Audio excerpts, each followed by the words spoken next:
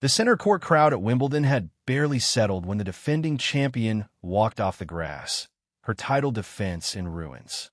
Iga Świątek, the six-time Grand Slam champion who had spent 125 weeks as the world's best, had just been dismantled by a player who once received her graduation diploma from the Pole's own hands.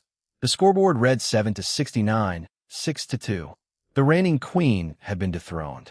But when the cameras found her, when the questions began, Świątek did something no one expected. She didn't make excuses. She didn't blame the grass. Instead, she revealed a confession that sent shockwaves through the sport. Honestly, I don't care anymore about the results, she admitted. The woman who had dominated women's tennis for years was admitting defeat not just on the scoreboard, but in her approach to the sport itself. What had Alexandra Eala done to break the Polish champion? Why was Świątek's unshakable confidence suddenly shattered?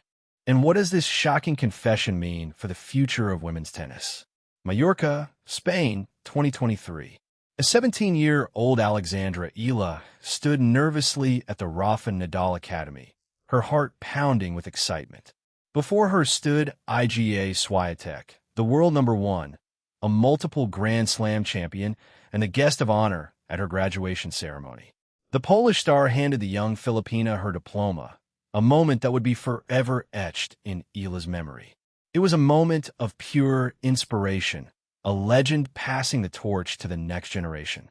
But no one, least of all Świątek, could have predicted what would happen just 2 years later. On March 26, 2025, at the Miami Open, the 19-year-old Eala, ranked 140th in the world and playing as a wild card, walked onto the court to face her idol. The match was a masterclass in fearless tennis. Eala dismantled Świątek's serve early on, breaking her 8 times and unleashing winners from all over the court. The final score, 6-2, 7-5, sent shockwaves through the tennis world. I don't know what to say, Eala said afterward. Complete disbelief right now. I am on cloud 9. The victory marked the 3rd Grand Slam winner Eala had knocked out of the Miami draw, following earlier wins over Australian Open champion Madison Keys and 2017 French Open champion Yelena Ostapenko. The student had surpassed the master. Madrid, Spain, April 2025. Just weeks after her shocking loss in Miami, Świątek had a chance for revenge. The two players met again at the Madrid Open, and this time, the Pole was determined to make a statement.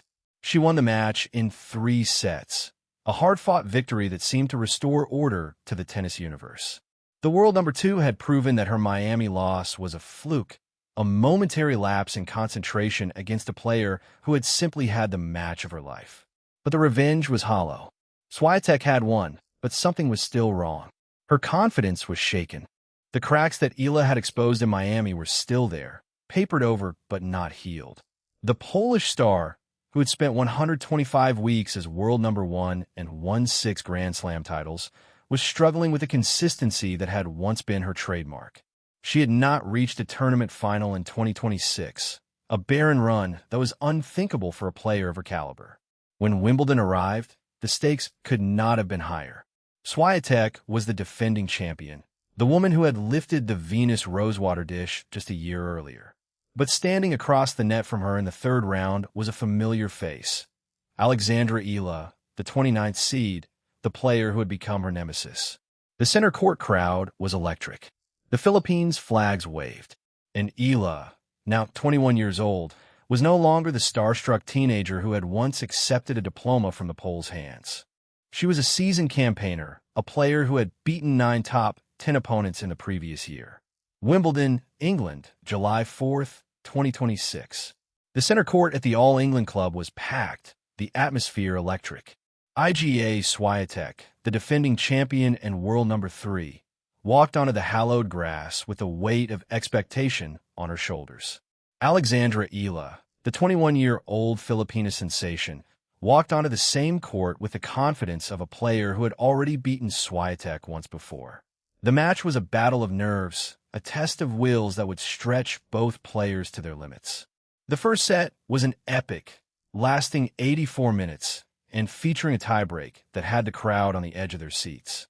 Eala saved 2 set points before finally clinching the tiebreak 11-9. Swiatek's composure, which had always been her greatest weapon, seemed to desert her. She was making uncharacteristic errors, hitting 44 unforced errors to Eala's 21. She was struggling to return serves that were slower than what she was used to, a confession that she would later make in her post-match interview. Eala took control of the second set, winning it 6-2 and completing a straight sets victory that sent shockwaves through the tennis world. "I don't know how to describe it," Eala said in her on-court interview. "I went to the second week of a slam, and it's amazing for me. Iga is a phenomenal player and a really nice person, so I'm really grateful to be able to share center court with her." The victory was a milestone for Philippine sports. Eala was the first Filipino to reach the second week of a Grand Slam in the Open era, a feat that would inspire millions. But for Świątek, it was a devastating blow that would force her to confront a painful truth. After the match, Świątek faced the press. Her words would become the headline that dominated the tennis world. "I don't think it's the same as in Paris," she said, comparing her Wimbledon loss to her earlier exit at the French Open. "In Paris, it was completely about me not handling the pressure well. For me, today was more about tennis."